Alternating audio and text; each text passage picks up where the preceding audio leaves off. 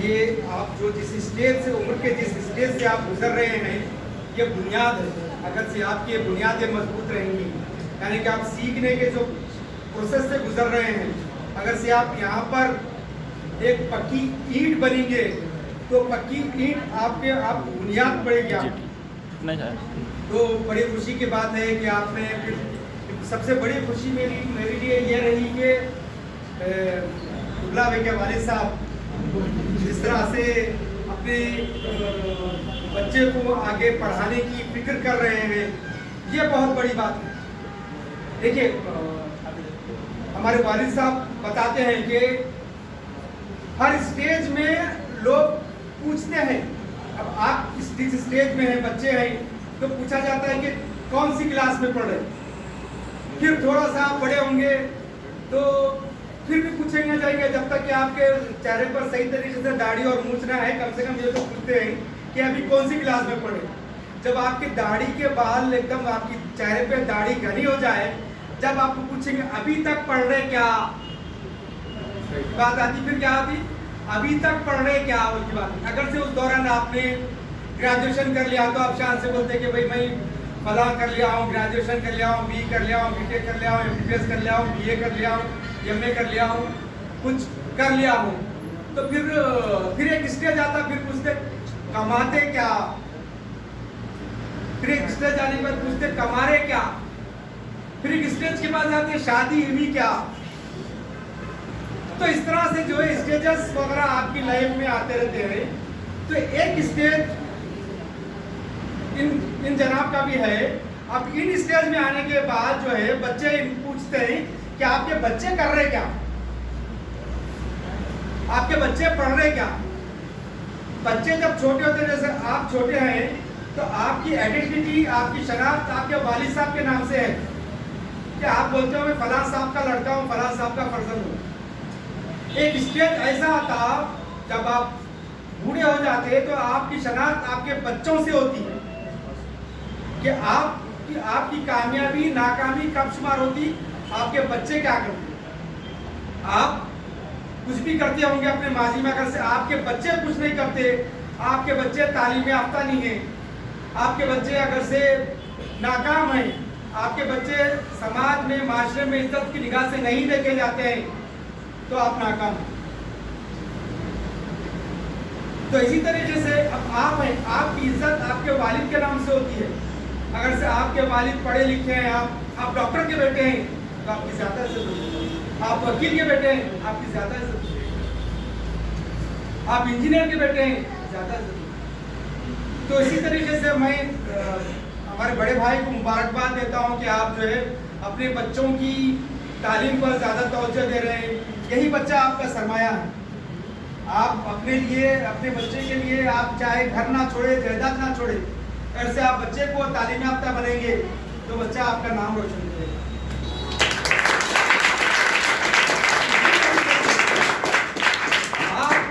آپ کو بھی اپنے والد صاحب کا نام روشن کرنا ہے. یہ آج آپ عمر کے جس اسٹیج میں ہیں آپ کے والد صاحب کے نام سے آپ پہچانے جا رہے ہو.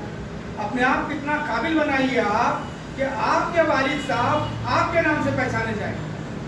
یہ کامیابی ہو گیا.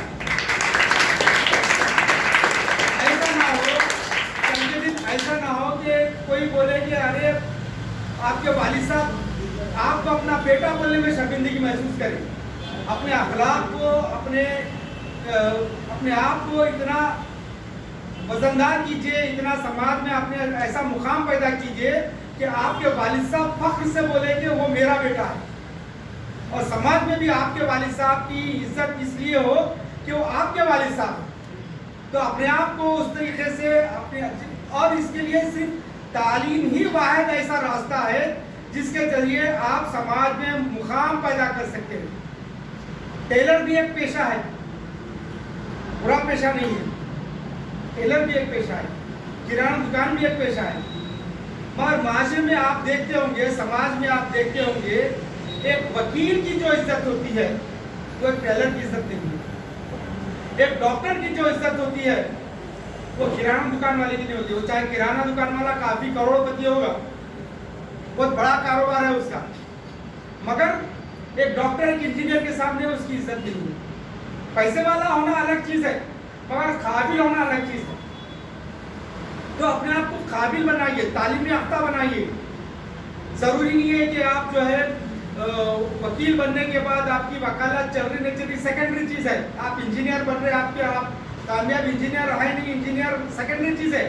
اور معاشرے میں آپ کو جو عزت ملے گی, آپ کے جو عزت ملے گی اس کا اثر آپ کے خاندان پہ پڑے گا, آپ کے بھائی بہنوں پر پڑے گا, آپ کے بچوں پر پڑے گا. جتنا آپ تعلیم یافتہ بنیں گے, تعلیم کے ساتھ ساتھ آپ میں اخلاق بھی پیدا کیجیے, بڑوں کا ادب کیجیے.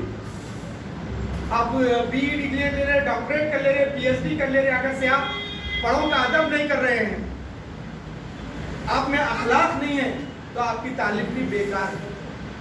تو اخلاق پیدا کیجیے, تعلیم وہ لیجیے جس سے کہ آپ بڑوں کا ادب کرنا سیکھیں, آپ کے والدین کا ادب کرنا سیکھیں, اپنے استاد کا ادب کرنا سیکھیں. ایسی تعلیم کو آپ حاصل کیجیے.